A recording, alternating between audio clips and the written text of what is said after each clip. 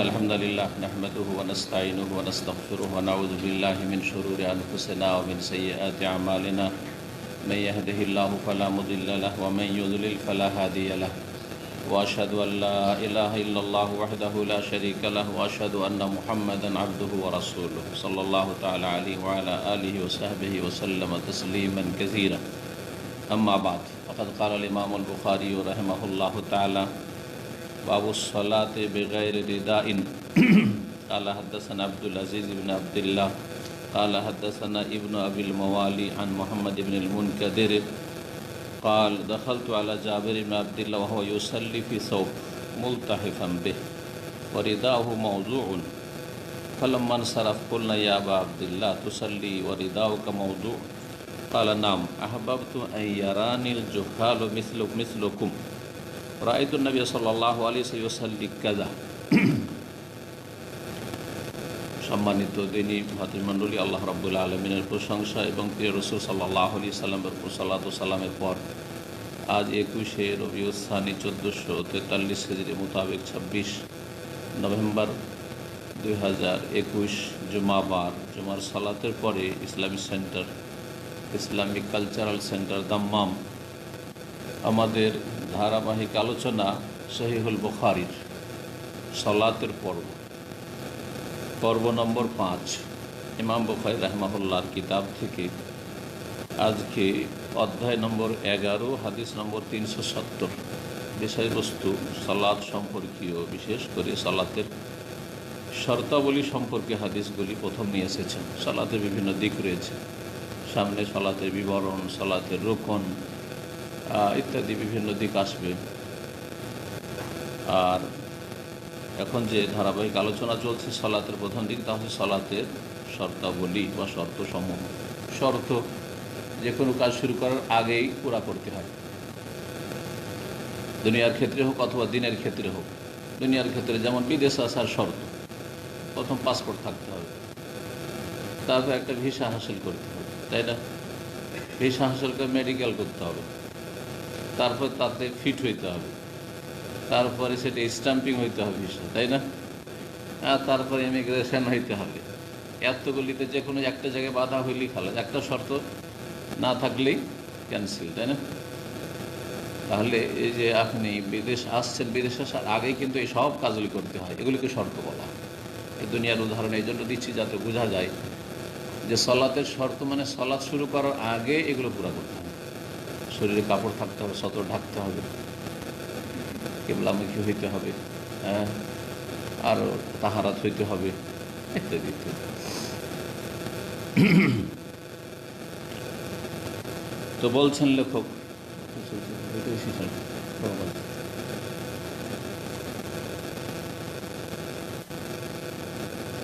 বলছেন ইমাম বুখারী রাহমাতুল্লাহি আলাইহি বাবুস সালাতি বিগাইরি রিদাইন, এই অধ্যায় হচ্ছে বিনা চাদরে সালাত আদায় করা সম্পর্কে। চাদর নাই, একটি শুধু কাপড় আছে, এজার, আর সেটাকে শরীরে জড়িয়ে নিয়ে কেউ যদি সালাত আদায় করে সালাত হবে কি না। যদি এর আগে আলোচনা হয়েছে বিষয়গুলি বিভিন্নভাবে বিভিন্ন দিক নিয়ে, আর হাদিসগুলো এসেছে। যদি বড় কাপড় থাকে তাহলে কাঁধ সহ জড়িয়ে নিতে হবে, কাঁধ থেকে শুরু করে হাঁটু সহ। আর যদি কাপড় ছোট হয় আর একটি কাপড় শুধু আছে, দুটি নেই, তাহলে কমপক্ষে নাভি সহ, এদিকে কি বলছে, হাঁটু সহ, নাভি থেকে মানে নাভি সামিল হবে, ঢাকা থাকবে, নাভিও ঢাকা থাকবে আর হাঁটুও ঢাকা থাকবে। এতটুকু ঢাকলে হবে যার সংকীর্ণ কাপড় আছে, ছোট কাপড় আছে। কিন্তু দুটো কাপড় যদি থাকে আর একটি কাপড়ে হয়তো নিচের দিক ঢাকবে, কাঁধ ঢাকবে না, কাঁধ ঢাকলে এদিকে রান খুলে যাবে, তাহলে নিচের দিক ঢাকার পরে আর একটা কাপড় কাঁধে দিতে হবে, যেমন লুঙ্গি আর গামছা। সহজ ভাষায় লুঙ্গি আর গামছা, অথবা লুঙ্গি এবং গেঞ্জি, সে হাফ গেঞ্জি হোক অথবা ফুল গেঞ্জি হোক। সেন্টু গেঞ্জি না, সেন্টু গেঞ্জিতে কাঁধ ঢাকে না, শুধু সেন্টু গেঞ্জি পরে আছে, তাহলে কাঁধ খোলা আছে। সেন্টু গেঞ্জি পরে সালাত আদায় করা যাবে, কিন্তু সেন্টু গেঞ্জিকে আবার ঢাকতে হবে কোনো একটা গামছা দিয়ে, বুঝা গেছে না? সেন্টু গেঞ্জি পরা হারাম নয়, কিন্তু কথা সেন্টু গেঞ্জি দিয়ে কাঁধ ঢাকে না, সুতরাং সালাতের শর্ত পুরা হয় না। বা সালাতের ওয়াজিব পুরা হয় না। শর্ত হচ্ছে নাভি থেকে নিয়ে হাঁটু পর্যন্ত ঢাকা, আর কাঁধ ঢাকা শর্ত নয়, ওয়াজিব কিনা এই নিয়ে ইখতিলাফ রয়েছে ফুকাহাদের। একদল বলছেন যে ওয়াজিব কাঁধ ঢাকা, কাপড় থাকলে ওয়াজিব, আর একদল বলছে যে যদি হ্যাঁ এমন ওয়াজিব বা এমন ফরজ যেতে যদি কেউ কাঁধ না ঢাকে সালাত হবে না। আর একদল বলছেন না, সালাত হয়ে যাবে কিন্তু সে নিষিদ্ধ কাজ করবে। কিন্তু যেহেতু রাসূলুল্লাহ সাল্লাল্লাহু আলাইহি ওয়াসাল্লাম নিষেধ করেছেন, লা ইউসাল্লি আহাদুকুম ফিস সাওবিল ওয়াহিদ লাইসা আলা আতিকিহি মিনহু শাই, কোনো ব্যক্তি যেন এমন একটি কাপড়ে সালাত আদায় না করে যে কাঁধের উপর কিছু নেই, কাঁধ ধরে। যদি কাপড় থাকে তাহলে কাঁধ ঢাকে, সুতরাং কাঁধ খোলা রেখে শুধু লুঙ্গি পরে খালি গায়ে সালাত আদায় করা জায়েজ নয়। তো বিনা চাদরে সালাত আদায় করা। হাদিস 370 নম্বর, বর্ণনাকারী তাবেঈ মুহাম্মদ ইবনুল মুনকাদির, তিনি বর্ণনা করে বলছেন, তাআলা দাখালতু আলা জাবির বিন আব্দুল্লাহ, আমি প্রবেশ করলাম জাবির বিন আব্দুল্লাহ রাদিয়াল্লাহু তাআলা আনহুমা, বিখ্যাত সাহাবীর কাছে। ওয়া ইউসাল্লি ফি সাওবিন মুলতাহিফান বিহ, সেই সময় তিনি একটি কাপড় শরীরে জড়িয়ে সালাত আদায় করছিলেন। একটি কাপড় গোটা শরীরে ছিল আর কাপড়টাকে শরীরে পেঁচিয়েছিলেন বা জড়িয়েছিলেন। ওয়ারিদাহ মওদুন, এমন নয় যে শুধু একটি কাপড় তার আছে, তার পাশেই তার কাপড় রাখা ছিল। ওয়াদা ইয়াদাও মানে রাখা, থেকে মওদুউন ইসম মাফউল মানে তার কাপড় রাখা ছিল সেখানে। এর আগে একটি আসার এসছে, এখানে সনদ সহ সেটা এসে, সেখানে রয়েছে আলাল মিসজাব, আন্নার ওপর কি ছিল, আলনার ওপর ঝোলা ছিল, যে কোনো জায়গায় ঘরের মধ্যেই ঝোলা ছিল। ফালাম্মান সারাফা, যখন সালাম ফিরলেন, কুলনা, তখন আমরা বললাম, ইয়া আবু আবদুল্লাহ, হে আবু আবদুল্লাহ। জাবের রাদিয়াল্লাহু তাআলা আনহুর কুনিয়াত, উপনাম ছিল আবু আবদুল্লাহ। ছেলের নামে কুনিয়াত হইতে পারে, আবার যাদের ছেলে মেয়ে নেই সে বাপের নামে কুনিয়াত হইতে পারে আবু আবদুল্লাহ। যেমন এখানে সৌদি আরবে এই প্রচলনটা 1400 বছর আগে থেকে চলে আসছে। যার এখনও বিবাহ হয়নি অথবা ছেলে মেয়ে হয়নি অথবা ছেলের নাম জানা নেই, অনেকের আছে আপনার পরিচিত ছেলের নাম জানেন কিন্তু ওর বাপের নাম জানেন, ফাহাদ বিন আবদুল্লাহ, ঠিক আছে, তখন ওকে কী বলে ডাকে, আবু আবদুল্লাহ। হ্যাঁ, আবদুল্লাহ বিন সালেহ, আবু সালেহ বলে ডাকে। তো আবু আবদুল্লাহ হতে পারে যে জাবের রাদিয়াল্লাহু তাআলার ছেলে ছিলেন অথবা নাও হইতে পারে। এবং এই মর্মে হাদিস রয়েছে যে বিনা ছেলে মেয়েতেও কেউ নিজের কুনিয়াত রাখতে পারে, অর্থাৎ তার ছেলে হয়নি, তার ছেলে মেয়ে নেই, হ্যাঁ আবদুল্লাহ ছেলে মেয়ে কিছুই নেই, হ্যাঁ। তো কথা হচ্ছে কারো ধরেন ছেলে নেই কিন্তু তাকে, হ্যাঁ আব্দুল আজিজকে আমরা আবু উমার বলছি, কারণ ইনশাআল্লাহ ছেলে হইলে ছেলের নাম আমরা উমর বিন আব্দুল আজিজ, যে খলিফা রাশেদ ইনশাআল্লাহ। তো আবু উমর জাহিজ আছে এই মাসলা। কেউ যদি বলে যে তোমার ছেলে নেই কিচ্ছু নেই, তুমি আবু উমর কিসের, আবু উমর না উমরের বাপ, তুমি তোমার বাপই হন, জায়েজ আছে। দলিল মা আয়েশা রাদিয়াল্লাহু তাআলা আনহা, তাকে উম্মে আব্দুল্লাহ বলা হতো, আব্দুল্লাহর মা। তিনি নিঃসন্তান ছিলেন, ছেলে মেয়ে কিছু ছিল না, তার কুনিয়াত ছিল উম্মে আব্দুল্লাহ, আব্দুল্লাহর মা। কেউ কেউ বলেছেন যে ওনার বোনের ছেলে যে আব্দুল্লাহ বিন জুবাইর ছিল আর খুব ভালোবাসতেন বোনের ছেলে, বোনের ছেলে খুব ভালোবাসে, খালারা খুব ভালোবাসে, এই জন্য রাসূলুল্লাহ খালাকে আল খালাতু বিমানজিলাতিল উম, খালা মায়ের মর্যাদায়। এবং আমরা জানি, আমরা ছোটোকালে পড়াশোনা করেছি, নানা নারী বাড়িদের থেকে খালার কাছে যে আদর পেয়েছি মায়ের পরে, সে আদর অন্য কারো কাছে পাইনি। সবসময় খোঁজ নিয়ে খেয়েছি না খেয়েছি সবসময় খবর নিয়েছি। জি সুবহানাল্লাহ। তো জাযাকুমুল্লাহ খায়র, যারা বেঁচে আছেন আল্লাহ তাদের ভালো করুন, এবং যারা দুনিয়া থেকে চলে গেছেন সব আল্লাহ তাদের আল্লাহ রহম করুন। তো কি বলছিলাম, হ্যাঁ, আয়েশা রাদিয়াল্লাহু তাআলা আনহাকে ডাকতেন উম্মে আব্দুল্লাহ বলে। এমনিতে ডাকা জায়েজ আছে, কারো ছেলে মেয়ে থাকা না থাকে এই কুনিয়ত দিয়ে, আব্দুল্লাহর মা, আব্দুল্লাহর বাপ এই বলে, অথবা বোনের ছেলে ছিল তার নামে কুনিয়ত দিয়ে উম্মে আব্দুল্লাহ, আব্দুল্লাহর মা বলা। তুসাল্লি জাবের রাদিয়াল্লাহু তাআলা আনহুকে তাবেঈ তার ছাত্র সম্বোধন করে জিজ্ঞেস করছেন, তোসাল্লি, আপনি সালাত আদায় করছেন, ওয়ারেদাউকা মওদু, এমন অবস্থা একটি কাপড়ে, অথচ আপনার চাদর এখানে সামনে রাখা আছে। না থাকতো কাপড়, এটা আলাদা কথা, মাসলা জানি।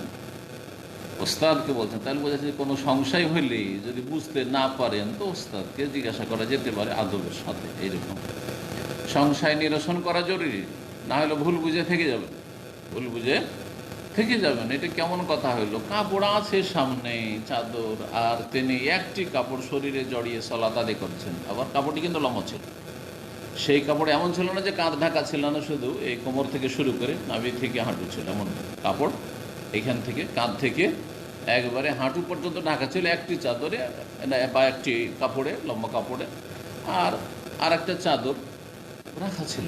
তার মানে এহরামের দুটো কাপড় ধরে, আর একটা এহরামের কাপড় যদি এত লম্বা হয়, যদি এগুলো লম্বা নয়, ধরেন ওর চাইতে লম্বা কাপড় যেটাতে কাঁধ থেকে শুরু করে হাঁটু পর্যন্ত ঢেকে যাবে, ছোটদের ঢেকে যাবে। বড় এহরামের কাপড়গুলি ছোটদের ঢেকে যাবে, বা বড় যে বাংলাদেশের লুঙ্গি সেগুলি যদি এই কাঁধের সাথে জড়িয়ে না হয় তাহলে কি হবে? 10 বছর, 12 বছর, 13 বছর বাচ্চাদের একবারে হাঁটু সহ ঢেকে যাবে।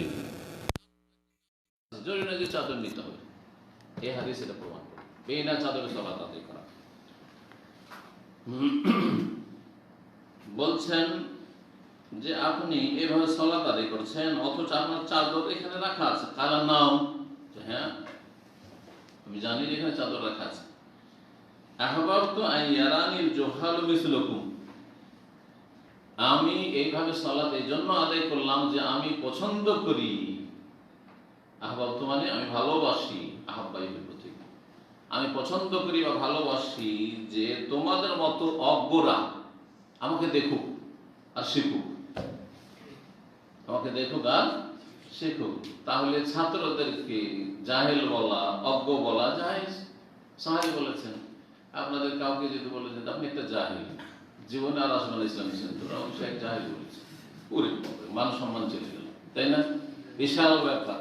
হ্যাঁ, আত্মমর্যাদা বোধ খুব বেশি, এলেম শেখার চাইতে অনেক বেশি গুরুত্ব। আমি অনেক বড়, আমি জাহিল পড়াই, না জানলেও আমি আলম। হোটেলে বসে আর বুফিয়াতে বসে বাঙালি জাতি ফতোয়া দিতে পারে, ওর এলেম থাক আর না থাক। আমি তো হয়তো 15-20 বছর ধরে বসি না কোথাও হোটেলে, কিন্তু একসময় দেখেছি বুফিয়া, বাঙালি বুফিয়াতে অথবা হোটেলে চলে যান আর চুপচাপ বসে থাকে, চারিদিক ধরে শুধু ফতোয়া বর্ষণ হচ্ছে, ফতোয়া, সব জাহেল মূর্খরা ফতোয়া দিচ্ছে। একজন বলছে জায়েজ, তারা বলছেন না জায়েজ, কিসের কেন জাহেল না জায়েজ হবে, আর বলছে জায়েজ না জায়েজ। তর্ক চলছে ধর্মের বিষয়, পেট থেকে একটা ইলম খুঁজে পাওয়া যাবে না, কিন্তু ফতোয়া ঠিকই খুঁজে পড়েছে।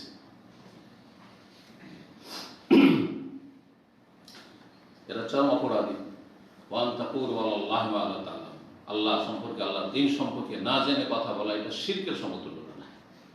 কারণ আপনি একটা জিনিসকে হালাল করে দিলেন অথচ হালাল নাই, একটা জিনিসকে হারাম করে দিলেন অথচ হারাম নাই, এটা হচ্ছে শিরক, এটা হচ্ছে কুফরের সমতুল্য না। আল্লাহ কোরআনে কারীমে স্পষ্ট ভাষা বর্ণনা করেছেন একটি আয়াতে, যে 4টি কাবিরা করার কথা বর্ণনা করেছেন, তার মধ্যে শিরক আর এই না জেনে দ্বীন সম্পর্কে, ধর্ম সম্পর্কে কথা বলা, অনুমান ভিত্তিক কথা বলা, শুনে শুনে কথা বলা, কনফার্ম না হয় ইয়াকিনের সাথে না কথা, দলিল জানেন না, কিছু জানেন না, ফতোয়া দিচ্ছেন, খুঁটিনাটি বিষয়ে ঢুকছেন আর সোশ্যাল মিডিয়াতে লিখছেন, যে এগুলি শিরকের মতো কাবিরা করা। কিছু সহি আকীদার ভাইরা আছে, শিরক করবে, জীবনও মাজার পূজা করবে না, জীবনও পীর ধরবে না, মুরিদ হবে না, কিন্তু না জেনে ফতোয়া দিচ্ছে, না জেনে বিভিন্ন গ্রুপ খোলা আছে, ফতোয়া প্রশ্ন উত্তর গ্রুপ, আর ফতোয়া দিচ্ছে। মাশাআল্লাহ, কোনো এলেম নাই তাদের। সুন্নি মুসলমান, সুন্নি মুসলমান জানেন, ওই হিন্দু পুলিশ যাওয়াকে বলেছে শুনে শুনে মুসলমান, মানে শুনে শুনে ফতোয়া দেয়। আল্লাহ হেফাজত করুন। তো জাবের রাদিয়াল্লাহু তাআলা আনহু তাবেঈ তার ছাত্রকে বলছেন যে আহবাবতু, আমি পছন্দ করি, আইয়ারানি, যে আমাকে দেখুক, আল জুহাল, ও জাহেলের বহুবচন, মূর্খ অজ্ঞরা, মিসলুকুম, তোমাদের মতো, তোমাদের মতো যারা জানে না, অবুঝ, মনে করে যে দুটো কাপড় একেবারে জরুরি, হ্যাঁ, একটা উপর দিকে থাকতে হবে, একটা নিচের দিকে থাকতে হবে, যেমন আজকাল অধিকাংশ মানুষ মনে করে যে জুব্বা, যদি শীতকালেরও জুব্বা থাকে কিছুই দেখা যাবে না ভিতরে, জুব্বার নিচে যদি কারো পায়জামা না থাকে, দেখো শুধু জুব্বায় নামাজ পড়ছে, ভিতরে কিছু নেই, বলবে না? বলবে না? অনেকে বলে ফেলবে, কিন্তু অনেকে বলে ফেলবে। হাফ প্যান্ট, আমার কাছে অনেকে বলেছে হাফ প্যান্ট সৌদিরা জুব্বার নিচে হাফ প্যান্ট করে থাকে, যদি সাদা কাপড়ে থাকে আর একবারে ঝকঝক করে পরিষ্কার দেখা যাচ্ছে, আর সে আন্ডার প্যান্টটি হাঁটুর উপরে আছে, তাহলে আপত্তিকর, তাহলে ও রান দেখা যাচ্ছে।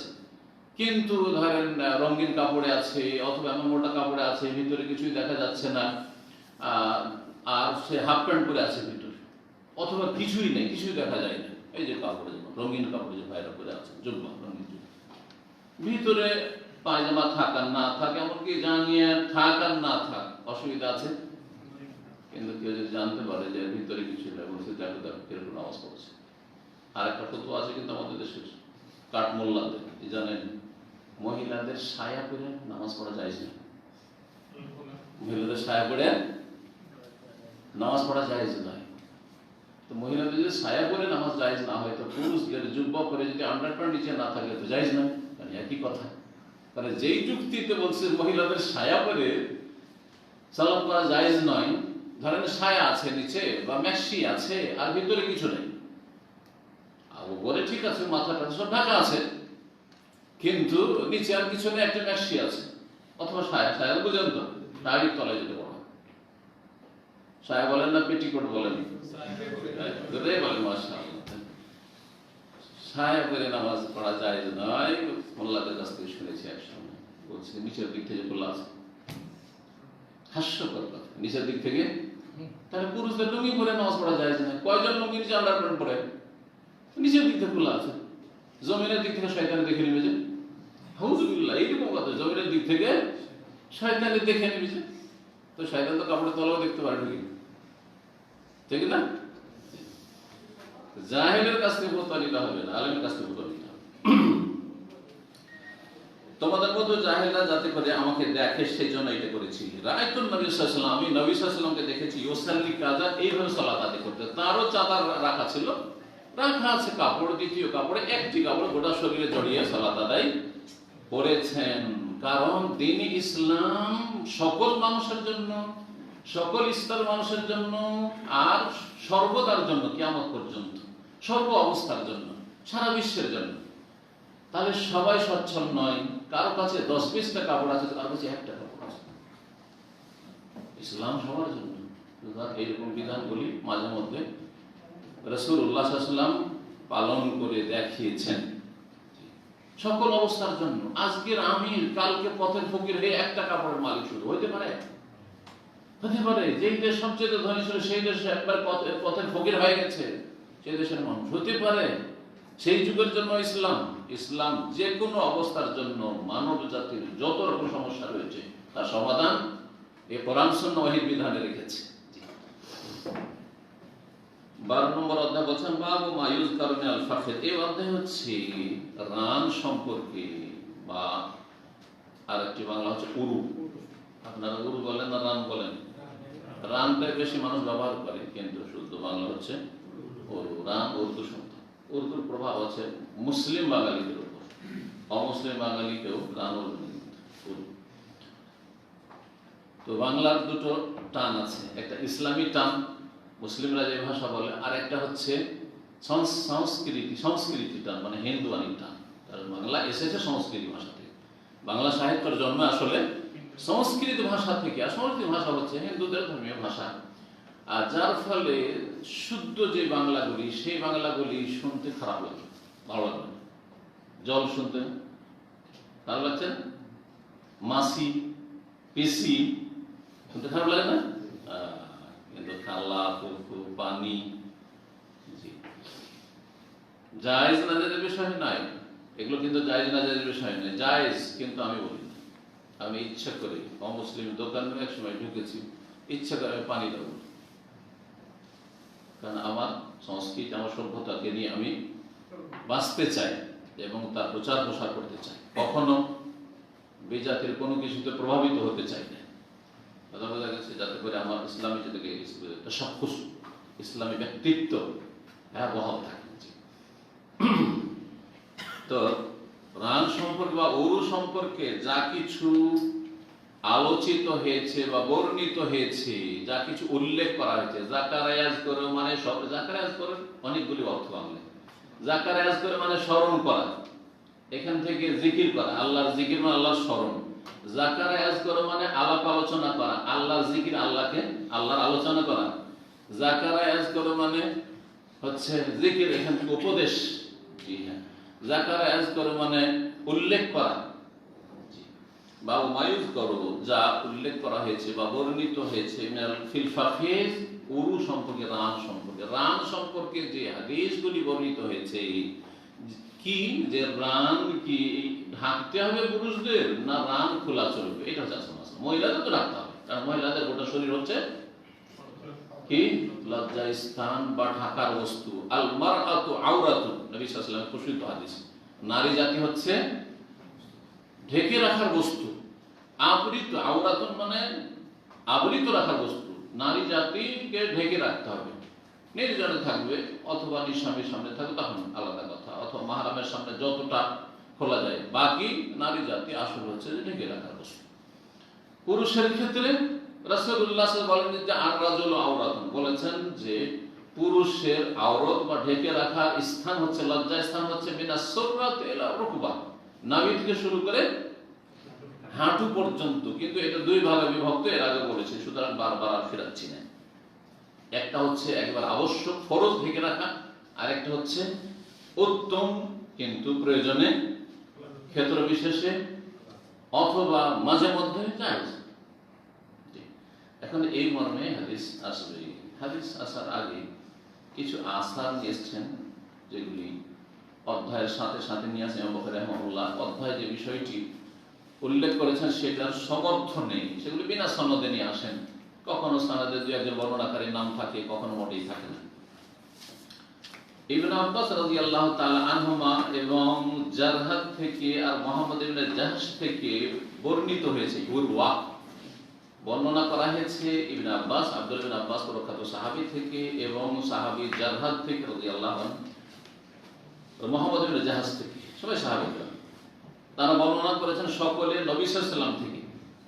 তার মানে এই তিনজন সাহাবী বর্ণনা করেছেন নবী সাল্লাল্লাহু আলাইহি ওয়াসাল্লাম থেকে এই হাদিসটি বিভিন্ন সূত্রে। আল ফাখিযু আওরাতুন, রান হচ্ছে লজ্জা স্থান, বা রান হচ্ছে ঢেকে রাখার অঙ্গ, ঢেকে রাখার বস্তু। রানকে কি করতে হবে? ঢেকে রাখতে হবে, পুরুষের ক্ষেত্রে, নারীর ক্ষেত্রে গোটা শরীর। ওয়াকাল আনাস, আনাস রাদিয়াল্লাহু তাআলা আনহু বলেছেন, তিনজন সাহাবী তো এমনটা বলে যে ঢেকে রাখতে হবে, কিন্তু আনাস রাদিয়াল্লাহু তাআলা কি বর্ণনা করেছেন? হাসারান নবী সাল্লাল্লাহু আলাইহি ওয়াসাল্লাম আন ফাখিদিহি, হাসারা মানে কাশাফা, নবী সাল্লাল্লাহু আলাইহি ওয়াসাল্লাম উন্মুক্ত করলেন, মানে কাপড় সরিয়ে দিলেন, খুললেন, আন ফাখিদিহি, তার রান। নবী সাল্লাল্লাহু আলাইহি ওয়াসাল্লাম তার রান কি করেছেন? খুলেছেন, রানের উপর থেকে কাপড় উঠিয়েছেন। আগের রিওয়ায়াতের বিরোধী হলো কিনা? হাদিস আসলে কি প্রসিদ্ধ হাদিস যে রান ঢেকে রাখা অঙ্গ বা ঢেকে রাখার বস্তু, কিন্তু নবী সাল্লাল্লাহু আলাইহি ওয়াসাল্লামের আমল, আচ্ছা আগেরটি কিন্তু বাচনিক, এটাও মনে রাখতে হবে যে হাদিস কয় রকম? তিন রকম। এক হচ্ছে বাচনিক, যা বলেছেন রাসূলুল্লাহ সাল্লাল্লাহু আলাইহি ওয়াসাল্লাম, আর একটা হচ্ছে কর্মগত, যা করেছেন, আর আরেকটি হচ্ছে অনুমোদন বা স্বীকৃতি, তাকরীর, কওল বচন, ফেল কর্ম, আর তাকরীর মানে হচ্ছে সাপোর্ট করা বা অনুমোদন দেওয়া বা স্বীকৃতি দান করা।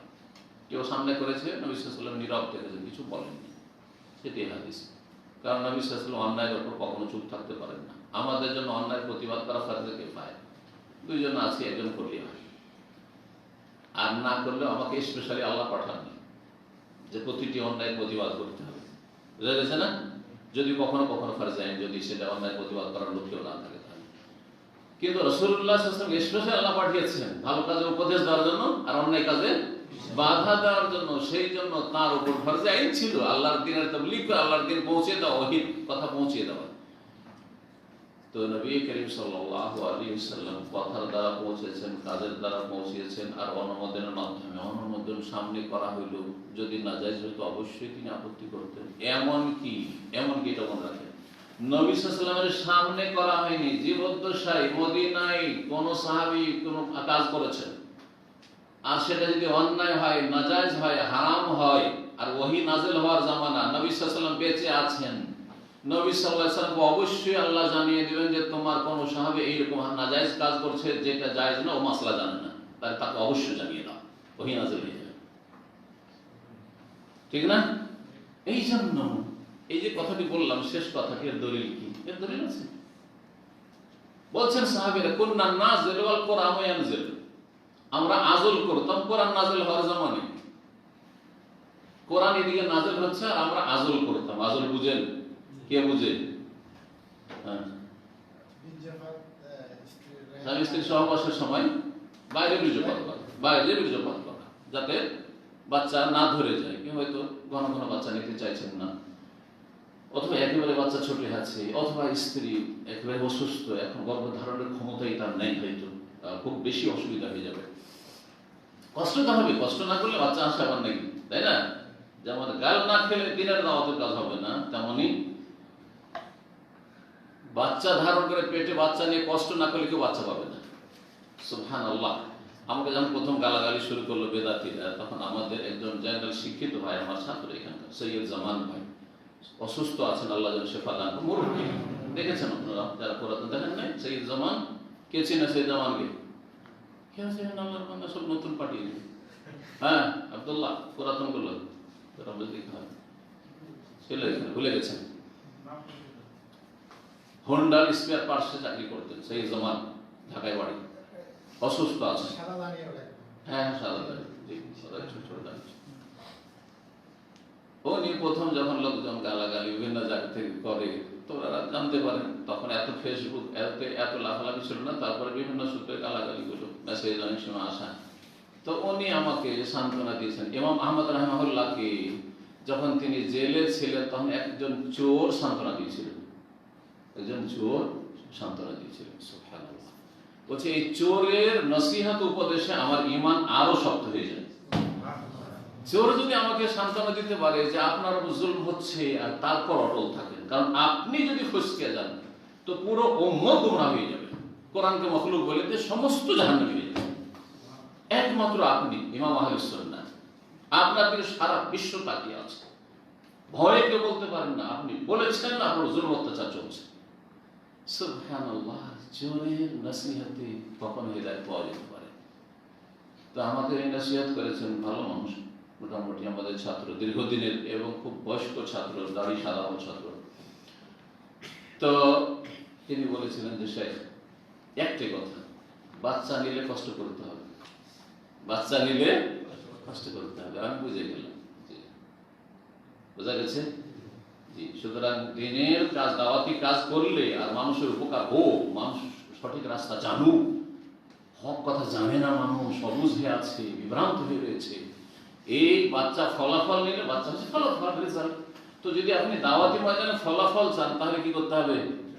গাল খাওয়ার কষ্ট নিতে হবে, নিতে হবে। খালি মিষ্টি মিষ্টি সুন্নাত, আর ভাই ঠিক আছে, আপনারটাও ঠিক, ওটাও ঠিক, হ্যাঁ, যেখানে ইচ্ছে সেখানে বাঁধেন, বুকের উপরেও বাঁধে, নয় পেটের উপরে বাঁধে, নয় নাভির নিচে বাঁধে, নয় ছেড়ে, সবটাই ঠিক, কেউ বাঁধবে না। মালিকিও রাজি, এরে আমাদেরটা ঠিক বলেছে, শিয়ারাও রাজি। বোঝা গেছে? আমরা শিয়া শুনি না, সব ভাই ভাই বলেছেন বাংলাদেশি বক্তা। আল্লাহ ওদেরকে শাস্তি দিয়েছে যারা এবার জাতি বিভ্রান্ত করেছে। সবাই খুশি, শিয়া ইরানিও খুশি, শিয়া রাফেজি সাহাবায়ে কেরামদের দুশমনও খুশি, আর জামাতি ইখওয়ানি সবাই খুশি, একমাত্র মুসলিমে হকপন্থী সালাফিরা খুশি না। এতে যায় আসে, কিছুই করতে পারবে সালাফি, দাদা বোঝা গেছে? নাস্তিকরাও খুশি, সবটাই ঠিক। ভাই ভাই, মুসলিম ভাই ভাই, আরে মুসলিম হবে তাহলে তো ঈমান ভঙ্গ করে দেওয়া মুসলিম থাকে নাকি? সাহাবায়ে কেরামদেরকে জাহান্নামী বলে আবার মুসলিম থাকে নাকি? কোরআন সার্টিফিকেট দিচ্ছে যে জান্নাতি, আর ও জাহান্নামী, তারপর মুসলিম থাকে নাকি? আবার ভাই কি করে হয়? ইন্নামাল মুমিনুনা ইখওয়া, মুমিন ভাই, মুশরিক কি করে ভাই হতে পারে? যারা ইয়া আলী ইয়া হুসাইন করে, ইয়া গাউস করে, তারা মুসলিম কি করে হতে পারে? মুসলিম ভাই ভাই বলে দিল হয়ে গেল। ওযু নষ্ট হয় আর আপনার ঈমান নষ্ট হয় না? সালাত নষ্ট হয়ে যায়, ঈমান নষ্ট হয় না, ইসলাম নষ্ট হয় না। সালাত বিনষ্টকারী, এটা করলে সালাত নষ্ট হয়ে যাবে, নামাজ নষ্ট হয়ে যাবে, এটা করলে ওযু ভঙ্গ হয়ে যাবে, নাক দিয়ে রক্ত পড়লে ওযু ভঙ্গ হয়ে যাবে, হাঙ্কি মজা কথা বোঝা গেছে, দাঁত দিয়ে বেশি দাঁত দিয়ে রক্ত পড়ে গেল, বমি হয়ে গেল, মুখ ভরা বমি হয়ে গেল, ওযু নষ্ট হয়ে যাবে, এইসব ভিত্তিহীন ফতোয়া যদি থাকে, এগুলোও জানেন যে কিসে ওযু নষ্ট হয়, ভুলটাও জানেন, সহিটাও জানেন, কিন্তু ঈমান কিসে নষ্ট হয় কিচ্ছু জানেন না। এই হলো আমার জাতি। না, এটা হইলে হবে না, আগে ঈমান কিসে নষ্ট হয়ে জানতে হবে, তারপরে ওযু কিসে নষ্ট হয়, তারপরে সালাত নামাজ কিসে নষ্ট হয়ে জানতে হবে। তো কি বলছিলাম এতদূর গেলাম বলতে গিয়ে, হ্যাঁ, রাসূলুল্লাহ সাল্লাল্লাহু আলাইহি ওয়াসাল্লাম এর জামানায় সাহাবীরা বলছেন কুননা নাযিলু, আমরা আযল করতাম, আর কোরআনের দিকে নাযিল হচ্ছে, সুতরাং জায়েজ। ওনার বলার উদ্দেশ্য কি? সুতরাং আযল করা জায়েজ, যদি এই ক্ষেত্রে একটা শর্ত আছে যে স্ত্রী সম্মতি এটা, কিন্তু কথা হচ্ছে যে জায়েজ কিভাবে জায়েজ হলো? যদি নাজায়েজ হতো, এখানে এই কথা আছে, যদি নাজায়েজ হতো, কোরআন নাযিল হচ্ছে, নবী সাল্লাল্লাহু আলাইহি ওয়াসাল্লাম নয় ঘরের খবর জানছেন যে কে ঘরে কি করছে না করছে সহবাসের সময়, হ্যাঁ, বীর্যপাত বাইরে করছে না ভিতরে করছে কে জানছেন না, কিন্তু আল্লাহ তো জানছেন। তা আল্লাহ নবীকে জানিয়ে দেবেন তোমার সাহাবীরা কিন্তু ঘরে ঘরে এরকম নাজায়েজ কাজ করছে, নিষেধ করো, বলতেন না বলতেন না? যখন কোরআনে বলা হয়নি, নিষেধ করা হয়নি, একটি হাদিসও বলা হয়নি, তাহলে বোঝা গেল যে প্রয়োজনে জায়েজ। তবে বাচ্চা নিতে হবে, বাচ্চা বেশি বেশি নেওয়ার ফজিলত রয়েছে। কোনো যদি শারঈ ওজন না থাকে, স্বাস্থ্যগত ওজন না থাকে, তাহলে বেশি বেশি বাচ্চা নিতে হবে। যত বেশি ছেলে মেয়ে নেবে তত বেশি বরকত হবে, আর যত বেশি এই ক্ষেত্রে কৃপণতা করবে আল্লাহ ওইরকম মুষ্টি বেঁধে দেবেন। আল্লাহ দেখবেন যে তোর তো বেশি প্রয়োজন নেই, কারণ তো তোর দুটো ছেলে, আর তুই তো ছেলে মেয়ে চাস না, সুতরাং তোকে রুজিও দিব না, তোকে অশান্তিতে রাখবো, তোকে বালা মুসিবতে রাখবো। অধিকাংশ দেখবে যারা একটা দুটা বাচ্চা নিয়ে বন্ধ করে দিয়েছে, তারা কেউ প্রেশার মুক্ত না, কেউ সুগার মুক্ত না, আর তারা কেউ সুস্থ না, ইল্লা মাশাআল্লাহ। ইল্লা মাশাআল্লাহ শতকরা একটা পাবেন কিনা, আমি যতগুলোকে জানিয়েছি। তো নবী করিম সাল্লাল্লাহু আলাইহি ওয়াসাল্লাম কি করলেন? হাসান আন ফাখিযিহি, নবী সাল্লাল্লাহু আলাইহি ওয়াসাল্লাম নিজের রান খুললেন একবার। আনাস রাদিয়াল্লাহু তাআলা, আনাস খাদেম, দেখেন যারা সবচেয়ে বেশি ঘনিষ্ঠ এই বিষয়গুলি জানতে পারে, দূরের লোক জানতে পারে না। আমি কখনো রান খুলি না খুলি নাই, বা আমি গেঞ্জি খুলি না আপনারা বলতে পারবেন? বলতেই পারবেন না আপনারা। কিন্তু আমার সাথে যারা ঘনিষ্ঠ বলতে পারে কখনো হয়তো রানের উপর কাপড় উঠিয়েছি, বলতে পারবেন না, রাত দিন আমার সাথে উঠা বসা করে এমন কিছু আসে, এইরকম হতে পারে। অথবা বাসাতে, বাইরে তো খুলি না, বাসাতে যারা থাকে অবশ্যই জানতে পারবে, তাই না? তো ঠিক ওই রকম আনাস রাদিয়াল্লাহু তাআলা 10 বছর রাসূলুল্লাহ সাল্লাল্লাহু আলাইহি ওয়াসাল্লামের খেদমত করেছেন, তাহলে আনাস রাদিয়াল্লাহু তাআলা যতটা জানলেন নবী সাল্লাল্লাহু আলাইহি ওয়াসাল্লামের পার্সোনাল লাইফ সম্পর্কে, যে তিনি কখনো রান খুলতেন না, অন্যরা জানতেন না। ইবনে আব্বাস যদিও কাছাকাছি ছিলেন, জারহাত জানতেন না, মুহাম্মদ বিন জাহশ জানতেন না। হাদিসু আনাস আসনাদ। এখন ইমাম বুখারী রাহিমাহুল্লাহ পরস্পর বিরোধী হাদিসের মাঝে সমন্বয় করছেন, সমন্বয় করছেন তো, দুটোকে মেলাচ্ছেন, তাসবিহ বা তাওফীক, যে এই পরস্পর বিরোধী হাদিস কোনটার উপর আমল করব, আমরা রান খুলবো না রান ঢেকে রাখবো। নবী সাল্লাল্লাহু আলাইহি সাল্লাম রানকে ঢেকে রাখার বস্তু বলেছেন, আবার নিজেই খুলেছেন, বুঝা গেছে না? নবী সাল্লাল্লাহু আমল হচ্ছে মাঝে মধ্যে খুলেছেন না, আর বচন হচ্ছে, হুকুম হচ্ছে কি, যে রানকে ঢেকে রাখতে হবে। এর একটা দিক যারা বলছে রান খোলাই যাবে না, হ্যাঁ, রান সম্পর্কে একটু বাড়াবাড়ি করে কিছু, তো তারা বলছে যে না, উম্মতের জন্য হচ্ছে বাচনিক হাদিস, কারণ নবী সাল্লাল্লাহু আলাইহি ওয়াসাল্লাম হুকুম বলি কার জন্য? অন্যদের জন্য। আর নবী সাল্লাল্লাহু আলাইহি ওয়াসাল্লামের আমলটা হতে পারে যে তার সাথে খাস, হতে পারে যে রান খোলা জায়েজ, এটা হচ্ছে নবী সাল্লাল্লাহু আলাইহি ওয়াসাল্লামের খাস, কিন্তু এর জন্য একটা দলিল লাগবে, ইশারা ইঙ্গিত লাগবে। এমন কিছু নেই যে নবী সাল্লাল্লাহু আলাইহি ওয়াসাল্লাম কোন ইশারা ইঙ্গিত করেছেন, দেখো রান খোলা আমার জন্য খাস, আমি তুলতে পারি। যেমন কোরআনে কারিমে বলে দেওয়া হয়েছে যে তোমরা 4টার বেশি বিয়ে করতে পারবে না, একসাথে রাখতে পারবে না, কিন্তু নবী করিম সাল্লাল্লাহু আলাইহি ওয়াসাল্লামের জন্য ছিল যত রাখবে রাখ। কিন্তু পরে আল্লাহ রাব্বুল আলামিন যখন 9টি একসাথে হইল, একসময় সূরা আহজাবে নাযিল করে দিলেন যে বাস আর প্রয়োজন নেই, তোমরা এতটি যথেষ্ট। কখন সেটা আল্লাহর পক্ষ থেকে বিশেষ অনুগ্রহ ও নবী সাল্লাল্লাহু আলাইহি সাল্লামের সহধর্মিণীগণের ওপর। এটা মনে এই মাসলা অনেকেই জানেন না, কিন্তু এই বিষয়টি রহস্যটি জানেন না, যে এক সময় নবী করিম সাল্লাল্লাহু আলাইহি সাল্লামকে ইখতিয়ার দেওয়া হয়েছিল, যাকে ইচ্ছা বিয়ে করো, যাকে ইচ্ছা ছাড়ো, তুরজি মান তাশা মিনহুম ওয়া তুবি ইলাইকা মিম্মান তাশা ওয়া মান ইত্তাকাইতা মিম্মান আযাতা ফালা জুনাহা আলাইক। তুমি যাকে ইচ্ছা আশ্রয় দিতে পারো, কাছে করতে পারো, মানে স্ত্রী হিসেবে রাখতে পারো, যাকে ইচ্ছা দূরে করতে পারো, তালাক দিতে পারো। তারপরে ওই যে নবী করিম সাল্লাল্লাহু আলাইহি ওয়াসাল্লামের বিবিগণ এবার খরচ খরচা চেয়েছিলেন, আর টুকরাটুকরি করেছিলেন, আর সবারই প্রয়োজন আছে, আর কিছু পাচ্ছেন না, কত অনাহারে থাকা যায়, কষ্ট। আল্লাহু আকবার। সেই সময় আল্লাহ নবী করিম সাল্লাল্লাহু অসন্তুষ্ট হয়ে মন খারাপ করে 1 মাসের জন্য ইলা করেছিলেন, কারোর সাথে আমি দেখা সাক্ষাৎ করবো না, আর তারপরে একটি কক্ষে উঠিয়ে গেলেন। তাই 1 মাস পরে নেমে আসলেন, আর এক এক করে আল্লাহ দিন আয়াতুত তাখয়ির নাযিল করলেন যে স্ত্রীদেরকে বলবো যে তোমরা সবুর করে ধৈর্য ধরে খেয়ে না খেয়ে যদি আমার সাথে থাকো তো থাকো, আল্লাহ বলছেন। আর যদি বলে না এত কষ্ট করে থাকতে পারবো না নবীর বাড়িতে, সব দান খায়রাত করে দিচ্ছেন, আসছে ঠিক, সব দান খায়রাত করে দিচ্ছেন, আমাদেরকে দিচ্ছেন না, আমরা না খেয়ে মাস 2 মাস 3 মাস চলে যাচ্ছে। মা আসেনা বলেছেন যে মায়ু কাদো কি বইতে না, আমাদের বাড়িতে কোনো আগুন চুলা চলতো না, কি খেতে না খেয়ে থাকতেন, ব্যাস আসওয়াদান, একটা খেজুর, 2-3 খেজুর, আর তারপরে একটু পানি, ব্যাস 2 জিনিস। এইভাবে দিন পার হয়ে যেত, কল্পনা করা যায়? সুবহানাল্লাহ। তো কত আর সবুর করা যাবে? আল্লাহ ইখতিয়ার দিলেন যে হয় চলে যাও, আর না হলে থাকলে কষ্ট করে থাকো, ইখতিয়ার দিলেন। সবাই আল্লাহকে এবং রাসূলুল্লাহ সাল্লাল্লাহু আলাইহি ওয়াসাল্লামকে ইখতিয়ার করলেন যে আমরা যেতে চাই, এই কষ্ট করে থাকো।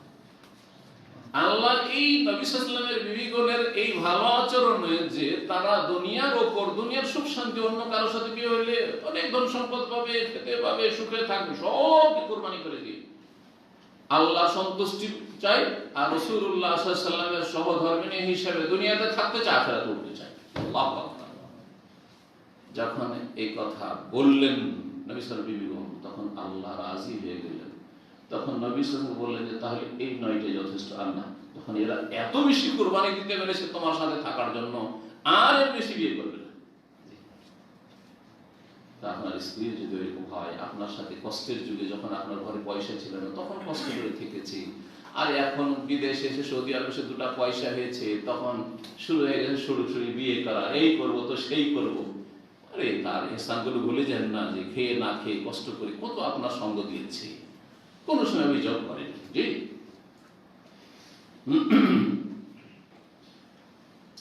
তো এখন সমন্বয় করছেন কি? ইমাম বুখারী রাহিমাহুল্লাহ। তাহলে বাচনিক আর কর্মগত সমন্বয় না, যে নবীর সাথে খাস খাস হওয়ার কোনো দলিল নাই।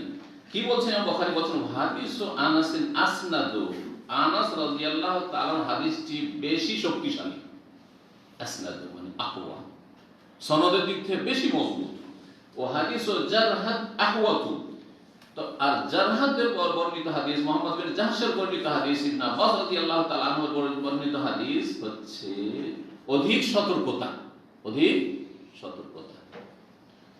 মানে আরেকটা সমন্বয়ের দিক কখনো কখনো পরস্পর বিরোধী হাদিসে করা হয়, এই বিষয়টা আর হাদিসের যে উসুল হাদিস বা মুস্তালাহুল হাদিস, এই কায়দাটা জেনে নিন।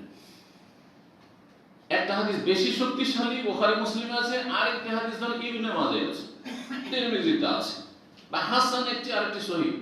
কখনো কখনো সমন্বয়, সব সময় নয়। যে বেশি শক্তিশালী যখন অন্য কোনো পথ পাচ্ছে না সমন্বয়ে, বেশি শক্তিশালী হাদিসটাকে রাজে বলে ওর উপর আমল করব, আর যেটা কম শক্তিশালী সহিহ কিন্তু কম শক্তিশালী সেটাকে মারজু বলে সেটার উপর আমল করব না। কিন্তু এটা কখন? যখন দেখা যাবে যে কোনো সমন্বয়ের পথ পাচ্ছে না, কিন্তু এখানে সমন্বয়ের সম্ভাবনা আরো আছে, সুতরাং এটাও চলবে না, এটাও চলবে না যে বেশি শক্তিশালী হাদিস আনাসের কি সুতরাং রান খোলা একবারে যখন তখন খুলবে, এটাও বলবো না। হ্যাঁ, এটাও বলবো না। আর ওই হাদিসগুলিকে একবার পরিত্যক্ত করে দেব, যে হাদিসগুলিতে বলা আছে রান হচ্ছে ঢেকে রাখার বস্তু, একবারে উপেক্ষাও করবো না। তাহলে কি করতে হবে? অধিক সতর্কতা হচ্ছে রান ঢেকে রাখা, মানে উত্তম হচ্ছে, আফজাল উত্তম হচ্ছে রান ঢেকে রাখা। আর কোন প্রয়োজনে, ক্ষেত্র বিশেষে, মাঝে মধ্যে রান খোলা জায়েজ কিন্তু অনুত্তম, জায়েজ কিন্তু অনুত্তম। বোঝা গেছে না? যেমন একটু রান্নায় ব্যথা আছে, তেল মালিশ করতে হবে, বলবেন না? প্রয়োজন নেই, কেউ থাকতে পারে এখানে প্রয়োজন খুললেন। কৃষি কাজে যেমন কৃষকরা খুলছে, প্রয়োজন। নদী পার হচ্ছেন, কৃষি কাজও না। আমার মতো লোক, আপনাদের মতো লোক যারা খুব শরীর ভদ্র জীবন যাপন করেন, সবসময় জুব্বা করে বেড়াচ্ছেন, তারাও ধরেন নদী পার হচ্ছেন, নালা পার হচ্ছেন, আর হাঁটুর ওপরে পানি চলে আসছে, কি করবেন? বুঝলেন না? রান খোলা হারাম, জায়েজ নয়, কাপড় ভিজিয়ে নয়। কাপড় একটাই আছে অথবা দুটো আছে, কাপড় ভিজাবেন, তারপর সব করে বাইরে আছেন আপনি, কাপড় ভিজিয়ে কাপড় শুকাবো কোথায়? মেলা ঝামেলা, তাই না? না না, কাপড় ভিজাবেন না আপনি, কাপড় ভিজাবেন না। মহিলাকে বলবো কাপড় ভিজান, মহিলাদের বলবো কাপড় ভিজাবো, অথবা এক কোমর পানি হয়ে যাচ্ছে, হ্যাঁ অবশ্যই কাপড় ভিজান। এখানে চলবে না যে আমি কাপড় খুলে মাথায় বেঁধে নেবো, চলবে না। কিন্তু রান পর্যন্ত খোলা একদম নেংটি সেটে নিলেন, আর তারপরে নদী পার হয়ে গেলে, নালা পার হয়ে গেলে কোনো অসুবিধা নেই, জায়েজ, প্রয়োজন নেই, ক্ষেত্র বিশেষ। এই হচ্ছে দুই রকম হাদিসের মধ্যে সমন্বয়। বলছেন ওয়াহাদিস ও জারহাদ আহওয়াত, জারহাদের হাদিসটিতে অধিক সতর্কতা রয়েছে, যাতে বলা আছে রান ঢেকে রাখতে হবে, হাত্তা ইউখরাজা মিন ইখতিলাফি, যাতে করে ওলামাদের বা ফুকাহাদের মতবিরোধ থেকে আমরা বেরিয়ে যেতে পারি। কেউ বলছে রান ঢাকা জায়েজ, আর বলছে না জায়েজ, তো বলছেন না, উত্তম হচ্ছে ঢেকে রাখা, আর প্রয়োজনে খোলা জায়েজ, অথবা কখনো কখনো প্রয়োজন না থাকলে কখনো কখনো বা কিছু কিছু মানুষের ব্যক্তি বিশেষে কোনো অসুবিধা নেই, প্রয়োজন আছে তাদের। ওকাল আবু মুসা, আবু মুসা আশআরী রাদিয়াল্লাহু তাআলা বলছেন, গাত্তান নবী সাল্লাল্লাহু আলাইহি ওয়াসাল্লাম রুকবাতাইহি, নবী করিম সাল্লাল্লাহু আলাইহি ওয়াসাল্লাম দুই হাঁটু ঢাকলেন, হিনা দাখাল উসমান, যখন উসমান রাদিয়াল্লাহু তাআলা প্রবেশ করলেন। তাহলে ছিল কি ঘটনা? একবার নবী করিম সাল্লাল্লাহু আলাইহি ওয়াসাল্লাম নিজের পক্ষে ছিলেন, আর সেখানে বা কোন এক জায়গায় ছিলেন যেখানে প্রথম আবু বকর সিদ্দিক রাদিয়াল্লাহু তাআলা প্রবেশ করলেন, রান খোলাই থাকলেন, রান খোলা অবস্থায় ছিলেন। ওমর রাদিয়াল্লাহু তাআলা প্রবেশ করলেন, রান খোলাই থাকলো। কিন্তু উসমান রাদিয়াল্লাহু তাআলা যেমন দেখেছেন যে ও ঢুকতে আসছে, তখন তাদের রানটা ঢেকে দিলেন, রানটা ঢেকে দিলেন। কেন? উসমানের কাছে সামনে জায়েজ নাই, কিন্তু অন্যদের কাছে জায়েজ নাকি? না, এটা নয় আসলে। কারণটা কি ছিল? বেশি লজ্জাশীল ছিলেন। আছে কিছু মানুষ এত লজ্জা করে, যদি আমি উজু করি আর ঢুকবে না। আর কিছু লোক আছে অসুবিধা নেই, ও দেখছে উজু করতে, ও আগে উজু করা শুরু করবে, আমি আগে সাথে, আমি আগে এসেছি। পার্থক্য আছে, যদিও কম, এমনি বললাম। তো বলছেন যে নবী করিম সাল্লাল্লাহু আলাইহি ওয়াসাল্লাম দুই রান ঢেকে দিলেন, কখন? হিনা দাখাল উসমান, যখন উসমান রাদিয়াল্লাহু প্রবেশ করলেন। তখন জিজ্ঞাসা করেছিলেন, ইয়া রাসূলুল্লাহ, আবু বকর আসলেন ঢাকলেন না, ওমর আসলেন ঢাকলেন না, তাদের সামনে খোলাই থাকলো না, জায়েজ হলো, ঢেকে দিতেন তখনই। আর উসমান আসলেন, পট করে ঢেকে নিলেন, এই জন্য ঢাকলাম যে উসমান যদি দেখে যে আমার রান খোলা আছে, সাথে সাথে টান দেবো, আর আসবেই নেই, ঢুকবেই নেই। وقال زيد بن ثابت বলছেন, আনসাল্লাহু আলা রাসূলিহি ওয়া ফাখিদুহু আলা ফাখিযি। আরেকটি আনসার যায়েদ বিন সাবিত ওহী লিখতেন রাদিয়াল্লাহু তাআলা, বলছেন আল্লাহ রাব্বুল আলামিন রাসূলুল্লাহ সাল্লাল্লাহু আলাইহি ওয়াসাল্লাম ওহী নাযিল করলেন এক সময়, ওয়া ফাখিদুহু আলা ফাখিযি, সেই সময় রাসূলুল্লাহ সাল্লাল্লাহু আলাইহি ওয়াসাল্লাম আমার রানের উপর ছিল, পাশাপাশি বসেছিলেন, আর রানের উপর কি ছিল? রান ছিল। ফাসাকুলাত আলাইয়া, যখন ওহী নাযিল হইতো তখন রাসূলুল্লাহ সাল্লাল্লাহু আলাইহি ওয়াসাল্লাম শরীরটা খুব ভারী হয়ে যেত। যেমন মানুষ ঘুমিয়ে গেলে শরীর ভারী হয়ে যায়, এটা বুঝেন না? বুঝেন না? একটা লোক এমনি বসে আছে, দেখবেন আপনার ঘর দিয়ে বসে আছে, অত ভারী লাগবে না, কিন্তু ও যদি ঝিমাইতে শুরু করে তাহলে কোন বোঝা চেপে গেল, ওই লোকটাই তো, কিন্তু বোঝা চেপে গেল। তো বলছে ফাসাকুলাত আলাইহি, খুব বেশি ভারী হয়ে যেত রাসূলুল্লাহ সাল্লাল্লাহু আলাইহি ওয়াসাল্লাম। তাহলে ওহীর একটা কি ছিল? সুবহানাল্লাহ, ভার। এই জন্য কোরআনের সূরা মুজাল্লিম মেলে কি বলে? কাওলান সাকিলা। আয়াত পড়ো।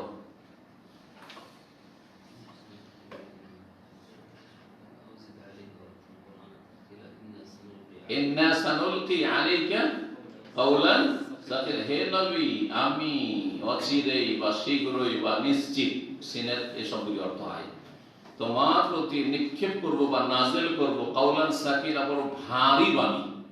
সাকিলা বড় ভারী বাণী, ভারী সব দিক থেকে, বিধিবিধানের দিক থেকেও, মর্যাদার দিক থেকেও, এবং যেই সময় নাযিল হতো সেই সময় নবী করিম সাল্লাল্লাহু আলাইহি ওয়াসাল্লামের উপর বিশেষ প্রভাব পড়তো। ফাসাকুলা, তাহলে আমার উপর খুব ভারী হয়ে গেল। হাত্তা খিফতু, আমার এমন আশঙ্কা হলো, আনতুরাদ্দা ফাখিজি, যে আমার রান মনে হয় ভেঙে চুরমার হয়ে যাবে। আল্লাহু আকবার, কত ভারী হয়ে গেছে। তো সেই সময় তাহলে রাসূলুল্লাহ সাল্লাল্লাহু আলাইহি ওয়াসাল্লাম কি ছিল? রান খোলা ছিল। রানের উপর রান, মানে রান খোলা ছিল। জি, সামান্য কি বুঝলেন? বুঝে গেছেন? তাহলে রান করে যেন খোলা জায়েজ, কিন্তু অনুত্তম, হারাম নয়, নাজায়েজ নয়। 371 নম্বর হাদিস, লম্বা হাদিস রয়েছে। আনাস রাদিয়াল্লাহু তাআলা বর্ণিত রাসূলুল্লাহ সাল্লাল্লাহু আলাইহি ওয়াসাল্লামের এই খায়বারের যুদ্ধ সম্পর্কে বলছেন আনাস, যে আন্না রাসূলুল্লাহ গাজা খায়বার, রাসূলুল্লাহ খায়বারের যুদ্ধ করলেন।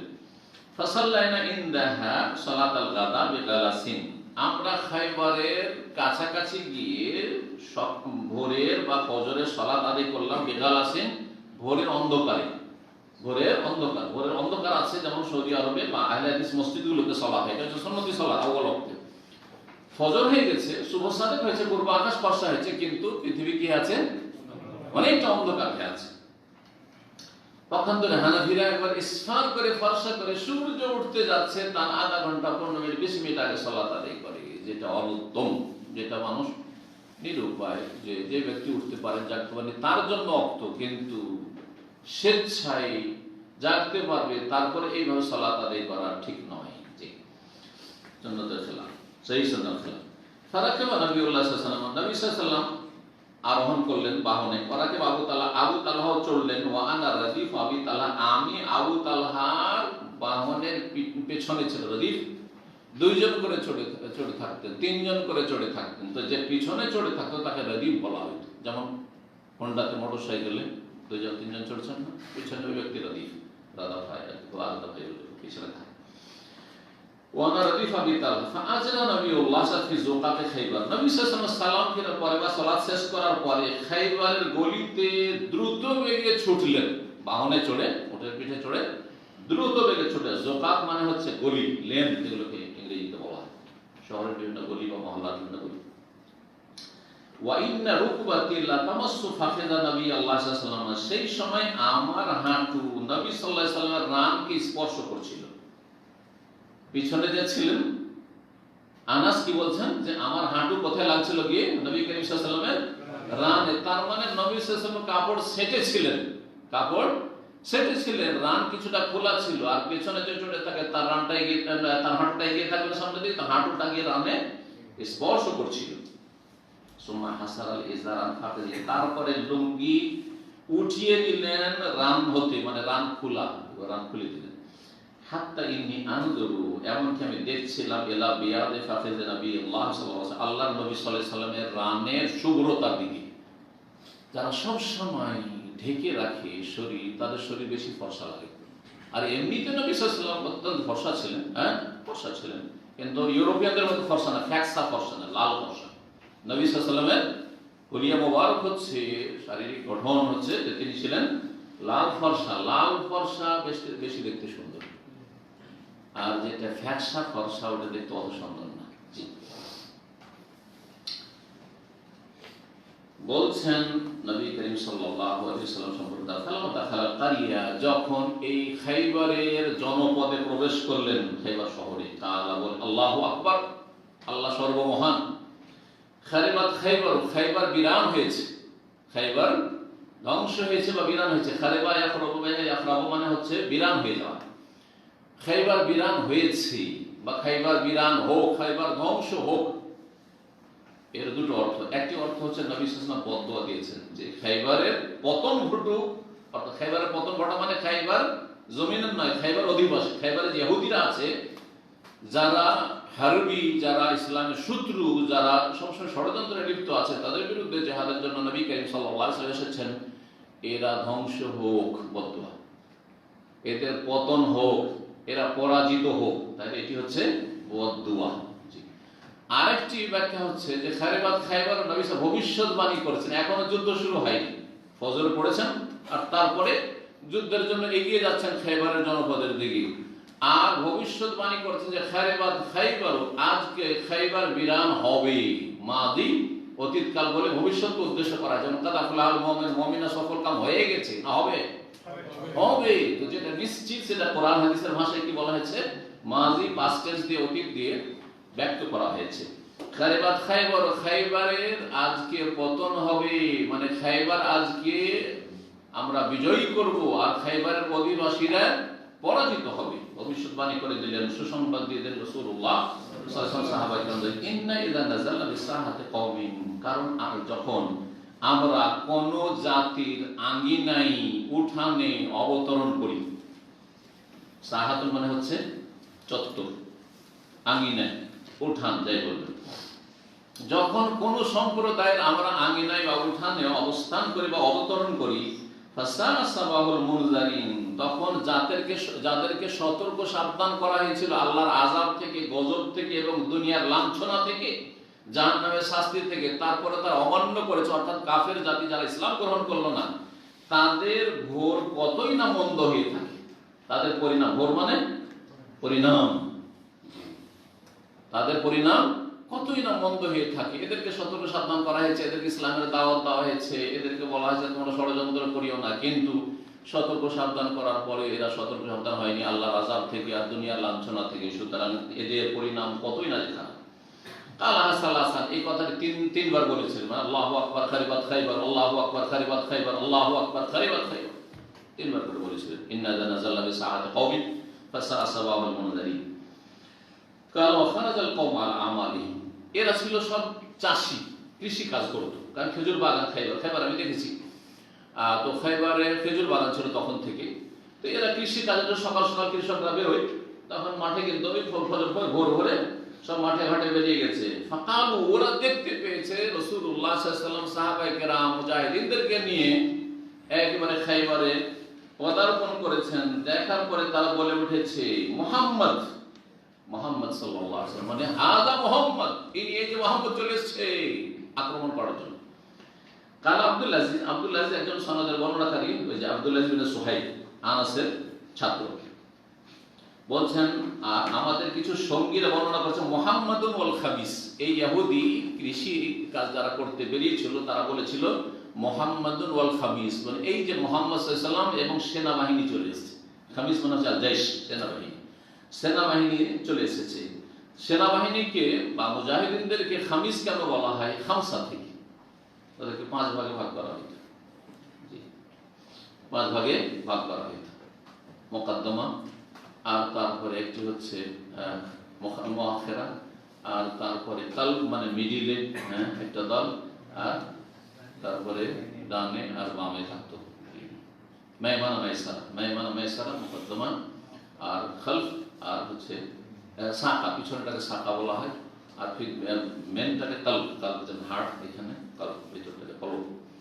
এই 5টি ভাগ। তাহলে মুকদ্দমা আর কি বললাম, মুকদ্দমা আর সাকা, মাইমানা মাইসারা, মুকদ্দমা কালব আর সাকা মাইমানা মাইসারা, এই 5টি। তো এই জন্য খামিস বলা হয় সেনাবাহিনীকে। কাল কাসাবনাহা আনওয়াতান, আমরা এই খাইবারকে বিজয় করলাম ক্ষমতার জোরে, আল্লাহর রহমতে। কিন্তু জিহাদ যেগুলি হইতো সেগুলিতে যারা পরাজয় স্বীকার করতো বা সারেন্ডার হইতো, তারা দুই রকম ছিল বা 2 রকম অবস্থা হয়। একটা হচ্ছে যে যুদ্ধ হইলই না, সেখানে যেতে মাত্র তারা সারেন্ডার করলো, আত্মসমর্পণ করে দিল, তাহলে কোনো লড়াই টড়াই করা লাগলো না, এটা সহজ। কিন্তু এটা হয়নি। খাইবারে তারা নিজেদের কেল্লা টেল্লা বন্ধ করে নিয়েছিল, আর তাদেরকে অবরোধ করে রাখা হয়েছিল, আর তারপরে প্রচেষ্টা চালানো হয়েছে, লড়াই করা হয়েছে, কেল্লার ফাটক খোলা হয়েছে, আর প্রতিদিন চেষ্টা করা হয়েছে। তারপরে শেষ দিন রাতে, যেই দিন বিজয় হবে, বললেন রাসূলুল্লাহ সাল্লাল্লাহু আলাইহি ওয়াসাল্লাম যে আজকে লাউতিয়ান্না রায়াতা গাদান রাজুলান ইউহিব্বুল্লাহ ওয়া রাসূলুহু ওয়া ইউহিব্বুহুল্লাহ ওয়া রাসূলুহু ইফতাহিল্লাহু আলা ইয়াদি, আগামীকালকে এমন এক ব্যক্তির হাতে পতাকা তুলে দেব, যেই ব্যক্তিকে আল্লাহ এবং তার রাসূল ভালোবাসে, এবং যেই ব্যক্তি আল্লাহ এবং তার রাসূল সাল্লাল্লাহু আলাইহি ওয়াসাল্লামকে ভালোবাসে, তার হাতে আল্লাহ বিজয় দান করবে।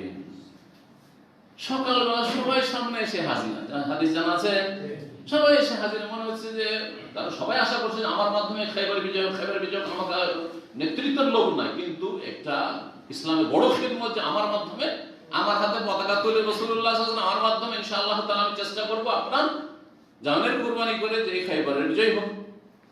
কিন্তু সবাইকে দেখছেন আলী নেই।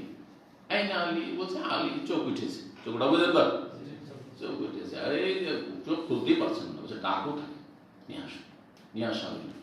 আর তারপরে চোখে থুথু মোবারক দিয়ে দিলেন, সাথে সাথে ভালো হয়ে গেল, কানলাম এখন সে মনে হচ্ছে কোনো অসুখই ছিল না। আল্লাহু আকবার।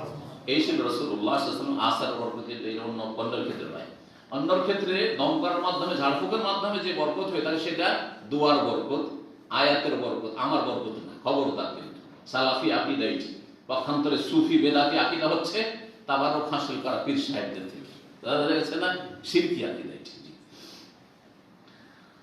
তো বলছেন যে আমরা কি করলাম, ক্ষমতার বলে, মানে আমরা যুদ্ধ করার পরে এই খাইবার বিজয় করলাম। তারপরে সেখানকার বন্দীদেরকে একত্রিত করা হলো, তার মানে অনেককে বন্দী করা হলো। দেহিয়া আল কালবি, যার সুরত ধরে, আকার ধরে জিবরাইল আলাইহিস সালাম মাঝে মাঝে মানুষের রূপে আসতে রাসূলুল্লাহ সাল্লাল্লাহু আলাইহি ওয়াসাল্লামের কাছে ওহী নিয়ে। দেহিয়া কালবি অত্যন্ত সুন্দর ছিলেন দেখতে সাহাবায়ে মধ্যে, আর এই সুন্দর রূপ চেহারা নিয়ে জিবরাইল আমিন আলাইহিস সালাতু ওয়াস সালাম আসতে ওহী নিয়ে।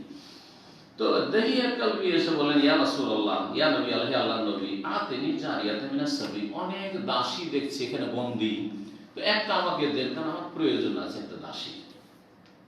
যারা যোদ্ধা তাদের মাঝে বিতরণ করবেন, কিন্তু কোনটা কার ভাগে দিবেন সেটা রাসূলুল্লাহ সাল্লাল্লাহু আলাইহি ওয়াসাল্লামের ইখতিয়ার, তাই না?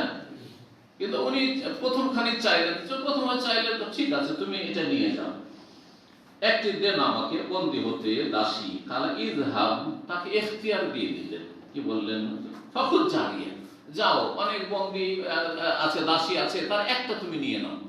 এইবারে তাকে পুরোপুরি অপশন দিয়ে দেওয়া হইলো, স্বাধীনতা, তুমি একটা সেখান থেকে নিয়ে নাও, যে কোনো একটা। সে দেখে সবচেয়ে সুন্দরী যেটা এবং সবচেয়ে প্রভাবশালী, আর খাইবারের যে বনু নাজির আর বনু কুরাইজা দুটো ইহুদি গোত্র, এদের নেতা এই সফিয়া রাদিয়াল্লাহু তাআলা বাবা, তিনি ছিলেন নেতা হুয়াই বিন আখতাব। হুয়াই বিন আখতাব ইহুদিদের বড় নেতা, সরদার, মানে আজকালকার রাষ্ট্রপতি, আজকালকার প্রধানমন্ত্রী, ওর মেয়ে, বুঝা গেছে না? আর তখন গোত্রীয় শাসন ছিল, ও এটাকে নিয়ে নিয়েছে। সাফিয়া বিনতে হুয়াই বিন আখতাব, ওর বাপের নাম ছিল হুয়াই বিন আখতাব আল ইহুদি। ফাজা আলা রাজুলিন নবী সাল্লাল্লাহু আলাইহি ওয়াসাল্লাম, জনৈক ব্যক্তি নবী সাল্লাল্লাহু আলাইহি ওয়াসাল্লামের কাছে আসলো। যখন দেহিয়াকে দেখেছে, আরে সরদার নেতার মেয়ে এই দেহিয়ার কাছে, একটা সাধারণ মানুষের কাছে, না আবু বকরের কাছে, না ওমরের কাছে, না উসমানের কাছে, না রাসূলুল্লাহর কাছে, এটা কেমন কথা হবে? এটা তো শোভা পায় না, বেমানান হয়ে যায়, তাই না? তো এসে বলছেন যে, ইয়া নবী আল্লাহ, আল্লাহর নবী, আতাইতা দাহিয়াতা সাফিয়াতা বিনতে হুয়াই, আপনি দাহিয়াকে হুয়াইয়ের মেয়ে সাফিয়া নামক দাসী দিয়ে দিয়েছেন সাইয়্যিদাতা কুরাইজা ওয়ান নাজির, যিনি বা যেই ভদ্র মহিলা কুরাইজা এবং বনু নাজির দুটো ইহুদি বংশের, তিনি রানী, সরদার, সরদার মেয়ে সরদার, হ্যাঁ, রাজার মেয়ে রানী, রাজকুমারী, তাকে দিয়ে দিয়েছেন। লা তাসলুহু ইল্লা লাকা, সেটা আপনার ছাড়া কারো জন্য শোভা পায় না। এই মেয়ে, এই দাসী আপনার ছাড়া কারো জন্য মানানসই নাই, উপযোগী নাই, উচিত হবে না মনে হচ্ছে। কারণ নবী সাল্লাল্লাহু আলাইহি ওয়াসাল্লাম তো জানছেন না, ওহী না হলে তা জানতে পারেন না, বলে গেছে যে এটা নিয়ে নাও। কালা, তখন বললেন নবী সাল্লাল্লাহু আলাইহি ওয়াসাল্লাম, উদউহু বিহা, দেহিয়াকে ডাকো, সাফিয়াকে নিয়ে, ওকে বলো যে ওই যেটা নিয়েছে ওটা নিয়ে আমার কাছে আসতে বলো। ফাজা বিহা, সাফিয়াকে নিয়ে আসলেন দাহিয়া। ফালাম্মা নাযারা ইলাইহি নবী সাল্লাল্লাহু আলাইহি ওয়াসাল্লাম, দেখলেন মেয়েটিকে যে এটি হচ্ছে এখানকার যে শাসক, এখানকার যে সরদার, নেতা, তার মেয়ে, ভদ্র মহিলা। দেখার পরে বললেন যে, কালা খুদ জারিয়াতুন মিনাস সাবি গায়রাহা, এটি বাদ দিয়ে অন্য কোনো একটি তুমি দাসী নিয়ে নাও, বন্দীদের থেকে অন্য কোনো একটি দাসী নিয়ে নাও। কালা, বর্ণনাকারী বলছেন আনাস রাদিয়াল্লাহু আনহু, ফাআতাকাহু নবী সাল্লাল্লাহু আলাইহি ওয়াসাল্লাম, তারপরে নবী কারীম সাল্লাল্লাহু আলাইহি ওয়াসাল্লাম এই সাফিয়া রাদিয়াল্লাহু তাআলা আনহাকে স্বাধীন করে দিলেন, হয়ে গেছিল কি দাসীতে পরিণত হয়েছে। কারণ জিহাদের ময়দান থেকে যারা এইভাবে আসবে, ইসলামী শরীয়তের বিধান হচ্ছে তারা দাস এবং দাসীতে পরিণত হবে বন্দী হয়ে। কারণ বন্দীদের তো সমস্যার সমাধান লাগবে। আজকাল সমস্যার সমাধান হচ্ছে জেল, তাই না? তারপরে ও জেলে কতজনকে রাখবে? ওর তো একটা ক্যাপাসিটি আছে, 5,000 10,000 রাখবে, তারপর বাকিগুলো করতে পারবে। যদি 50,000 হয়, এর আগে বলে যে 90,000 1 লাখ করতে পারবে, তাই না? আছে ক্যাপাসিটি করতাম 1 লাখ করতে পারবে ক্যাপাসিটি।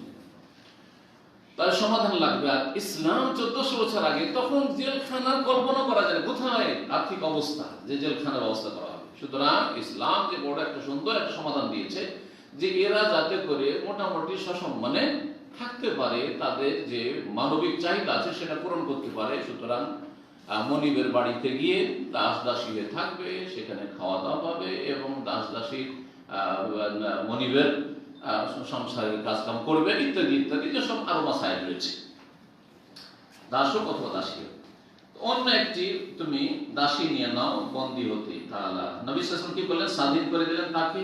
স্বাধীন করার পরে তাজাওয়াজাহা, বিয়ে করলেন। স্বাধীন করে দেয় একটা দাসীকে, এটাই বড় অনুগ্রহ রাসূলুল্লাহ সাল্লাল্লাহু আলাইহি ওয়াসাল্লামের পক্ষ থেকে।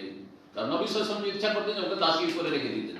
তাহলে দাসী হলে কি হতো? ওই পণ্যের মতো বিক্রি হতো। ইচ্ছা করলে যে কোনো জায়গায় আপনি বিক্রি করলেন, তারপর আকাশ বিক্রি হলো, আকাশ বিক্রি হতে থাকলো। আর কোনো ব্যক্তি মালিকানা নেই। যখন ব্যক্তি মালিকানা নেই, তার মানে তার ইনকামগুলি সবগুলি মনিবের কাছে যাচ্ছে না। এখন ব্যক্তি মালিকানা আসলে যখন হল, স্বাধীন হয়ে গেল। তো স্বাধীন হয়ে যাওয়াটা বড় একটি সম্মান, জি, দাসত্ব থেকে। তো নবী সাল্লাল্লাহু আলাইহি ওয়াসাল্লাম স্বাধীন করে দেওয়ার পরে বিয়ে করলেন।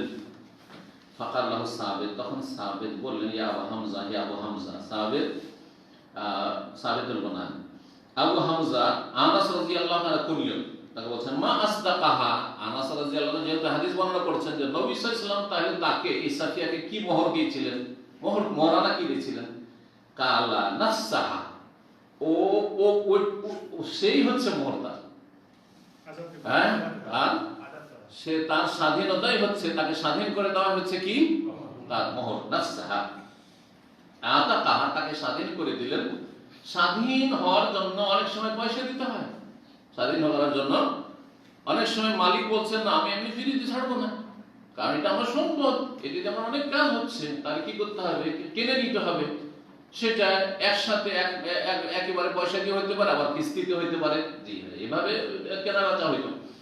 তো তা করলেন না, নবী সাল্লাল্লাহু আলাইহি ওয়াসাল্লাম ফ্রিতে স্বাধীন করে দিত। স্বাধীন করতে যে টাকাটা লাগতো, এটা বড় একটা অঙ্ক। তারপরে তার একটা বড় সম্মান যে স্বাধীন হয়ে গেল। নবী সাল্লাল্লাহু আলাইহি ওয়াসাল্লাম স্বাধীন করে দিলেন, এটি ছিল তার সাদাক মানে মোহর।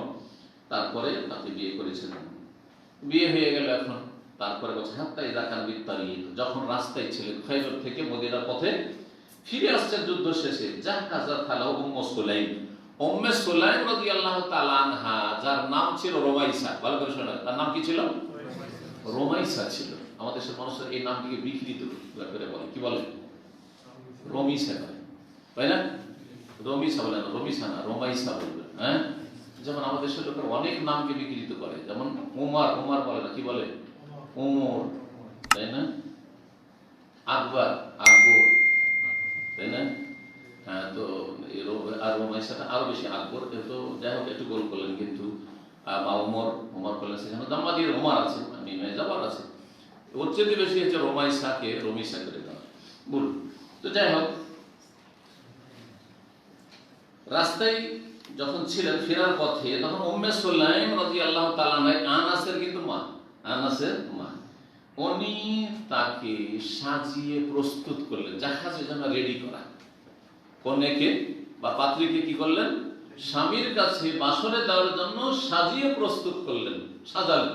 তাহলে বোঝা যাচ্ছে এতে সুন্নাত ইসলামের যে বাসর রাতের আগে কন্যাকে বা পাত্রীকে সাজিয়ে কি করা, বাসর রাতের জন্য প্রস্তুত করা, ঠিক আছে, কিন্তু সেটা যেন অপচয়ের পর্যায়ে না চলে যায়। যেমন আজকাল এক শ্রেণীর লোকেরা করছে, কোথায় যাচ্ছে? ওই কি বিউটি পার্লার, হ্যাঁ, বিউটি পার্লারে যাচ্ছে, আর কত যে অপচয় করেছে, আল্লাহ হেদায়েত দান। ফাআহাদাতহা লাহু মিনাল লাইল, তারপরে রাতে নবী করিম সাল্লাল্লাহু আলাইহি সাল্লামের কাছে উপঢৌকন হিসাবে, গিফট হিসাবে পেশ করলেন বাসরের জন্য।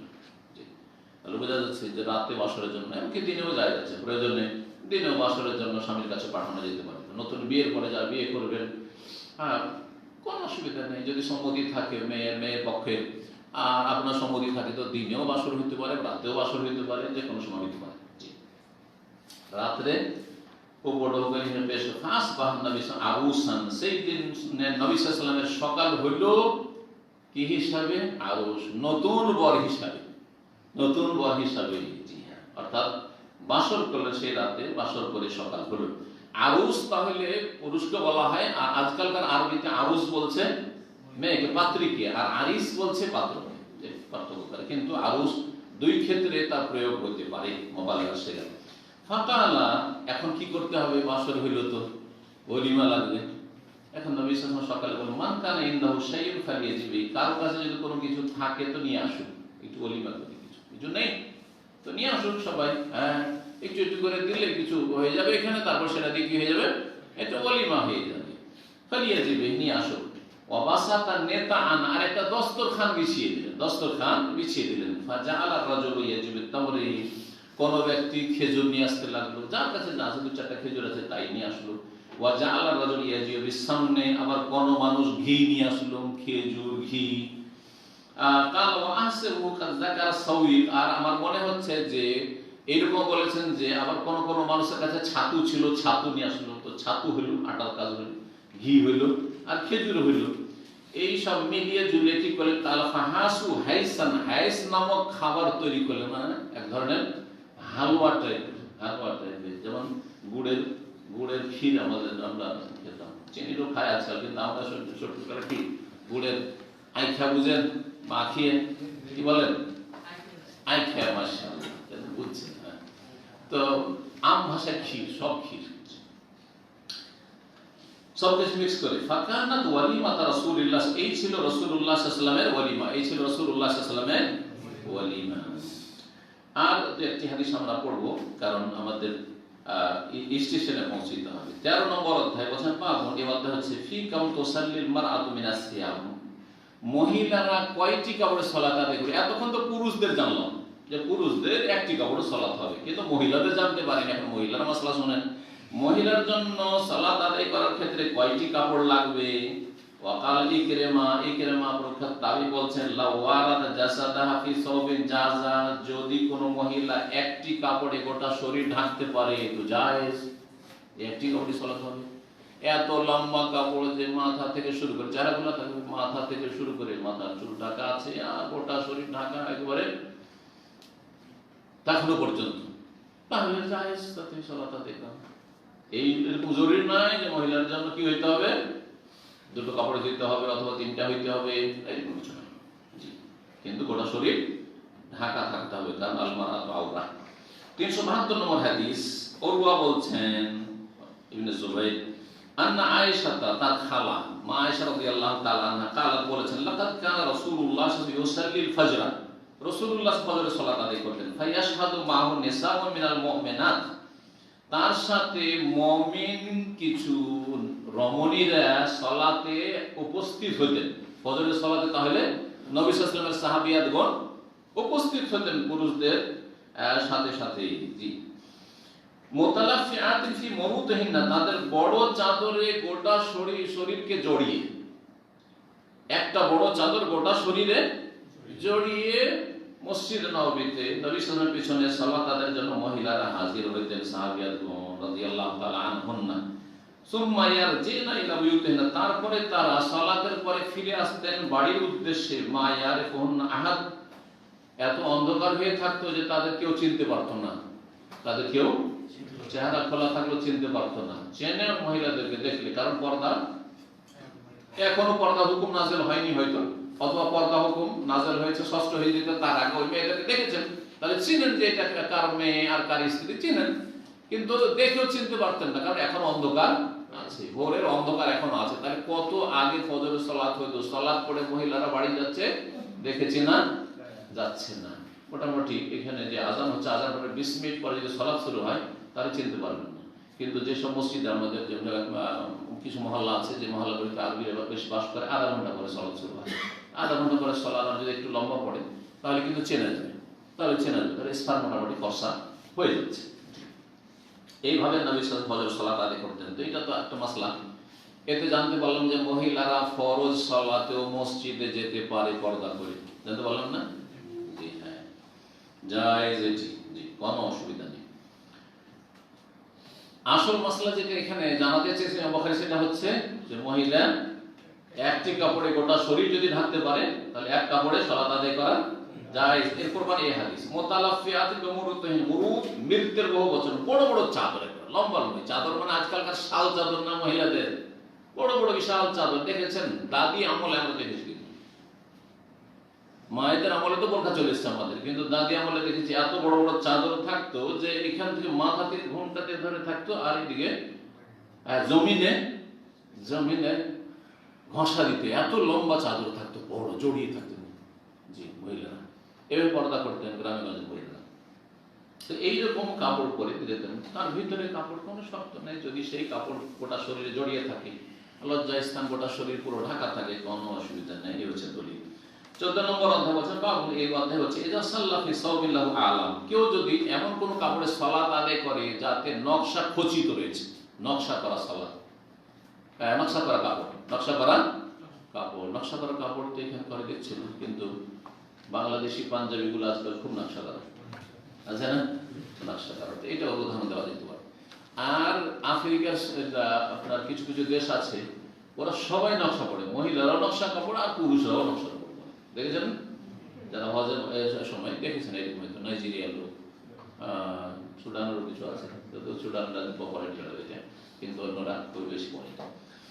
তো যদি কোনো এমন কাপড়ে সালাত আদায় করে যে কাপড়ে কি রয়েছে, নকশা খচিত রয়েছে, মানে নকশাওয়ালা কাপড়, ও নাযারা ইলা আলামিহা, আর সালাত পড়তে গিয়ে সেই সব নকশার দিকে যদি নজর পড়ে, বারবার নকশার দিকে নজর যাচ্ছে, এতে খুশু খারাপ হচ্ছে না, সালাতের যে একাগ্রতা, সালাতের যে খুশু, সেটা নষ্ট হচ্ছে বা সেটা ব্যাহত হচ্ছে। এই জন্য অনুত্তম, নকশাওয়ালা কাপড় পরে সালাত আদায় করা মাকরুহ, অনুত্তম, মানে অপছন্দনীয়।